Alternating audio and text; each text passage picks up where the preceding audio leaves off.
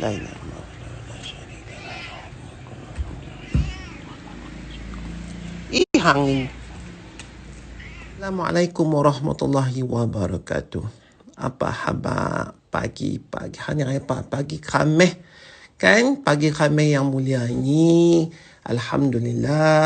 Allah panjangkan umur kita. Tak mati lagi. Boleh duduk bernafas. Boleh duduk bergelak, bertampak, minum, makan, berak, kencing, apa semualah. Jadi yang tu kita kena syukur. Kita sempat lagi satu hari ni Allah bagi. InsyaAllah kalau satu hari kita hidup. Ataupun sebulan ke, seminggu ke, beberapa tahun ke. Kita boleh lagi ada peluang nak buat baik ke orang. Bukan kita buat penayang ke orang. Bukan kita nak buat dosa. Tapi kita nak buat benda-benda yang elok. Kita jaga mulut kita. Kita jaga tingkah laku kita. Kita jaga hubungan kita dengan Allah Subhanahu Wa Taala dan juga hubungan kita dengan manusia. Ada hadis qudsi hari ni aku nak baca. Makanya hadis hari ni yang berbunyi Bismillahirrahmanirrahim. Abu Hurairah radhiyallahu anhu berkata, aku mendengar Nabi SAW bersabda, ada dua orang lelaki daripada Bani Israel yang saling bersaudara.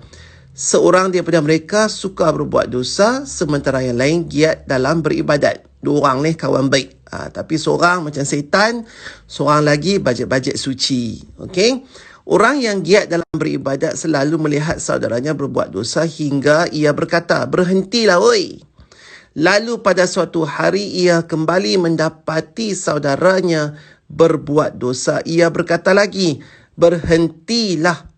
Orang yang suka berbuat dosa itu berkata, biarkan aku bersama Tuhanku. Apakah engkau diutus untuk selalu mengawasiku? Jadi yang jahat ni duk kata dekat orang yang bajet-bajet suci tu, dia kata, hang ni apa? Ingat Allah utuskan untuk duk tengok aku cakap. Bergaduh lah. Baik, tapi bergaduh pasal benda-benda dosa pahala ni daripada orang ni. Okay? Jadi ahli ibadat itu berkata, demi Allah, sungguh Allah tidak akan mengampunimu atau tidak akan memasukkanmu ke dalam syurga. Yang ni perangai kita lah kan.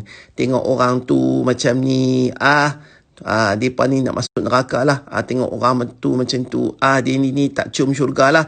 Tengok dia ni lagu tu, dia ni memanglah setan lah. Besok ni hang kenal lah, Allah nanti kenal. Tu perangai kita. Kita rasa kita elok, kita rasa kita baik, kita rasa kita ni tak ada dosa. Orang lain tu meremut dosa. Ada saja orang buat tak kena. Termasuklah aku ni juga kan kadang-kadang. Tapi lepas tu kita kena astaghfirullah. Cepat-cepat takut-takut ada macam tu. Lepas tu kita sambung. Kemudian Allah Subhanahu Wa Taala mencabut nyawa kedua-duanya. Yang jahat tu dan juga yang bajet suci tu. Sehingga mereka berkumpul di sisi Allah semesta alam. Kemudian Allah Subhanahu Wa Taala bertanya kepada ahli ibadat, apakah kamu lebih tahu daripadaku? Atau apakah kamu mampu melakukan apa yang ada dalam kekuasaanku? Allah tanya ke orang yang bajet suci itu.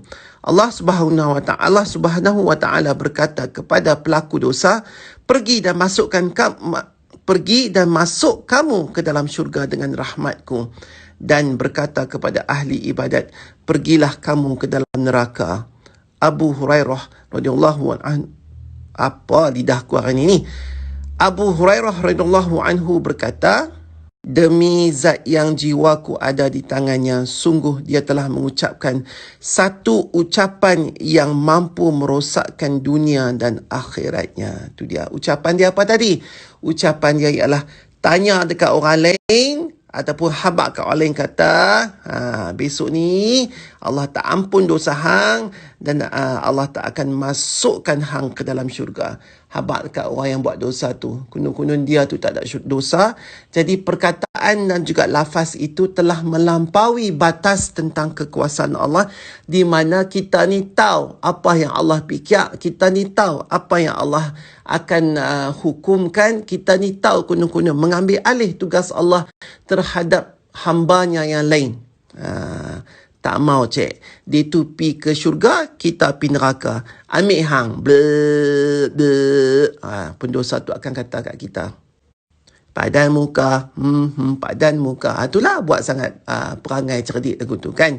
Tak boleh, kita jangan ambil kuasa Allah, kita jangan ambil tugas Allah. Kita hanya membantu dan juga menyedarkan manusia tentang kebesaran dan juga keesaan Allah. Tapi kita tidak boleh menghukum manusia lain berdasarkan hukum-hukum Allah. Okay? Kita tidak mengetahui di sebalik kejahatannya itu ada pahala-pahala yang dilakukan yang dipandang tinggi oleh Allah, ya, dan di sebalik pahala-pahala ibadat kita yang kita buat itu sebenarnya terselit sifat-sifat lain seperti riak, takabur, mementingkan diri sendiri, buat baik sebab nak dapatkan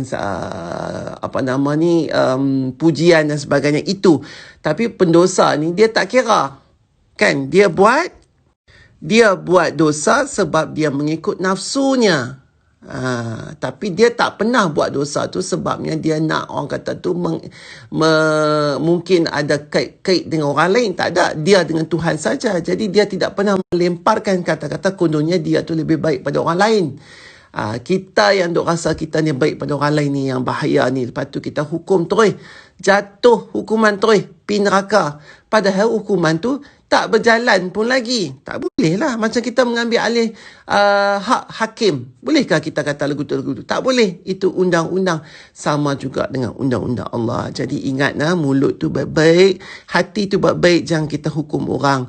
Apabila kita menghukum orang, maka Allah akan mula menghukum kita dengan sehalus-halusnya. Pilah hang melingkup masuk neraka. Padan muka. Assalamualaikum.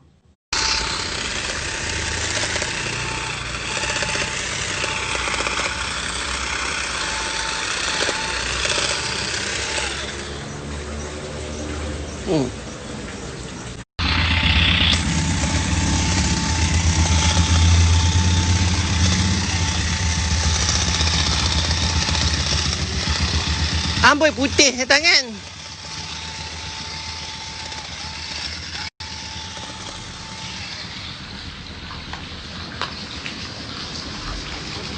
Oi, dahaga.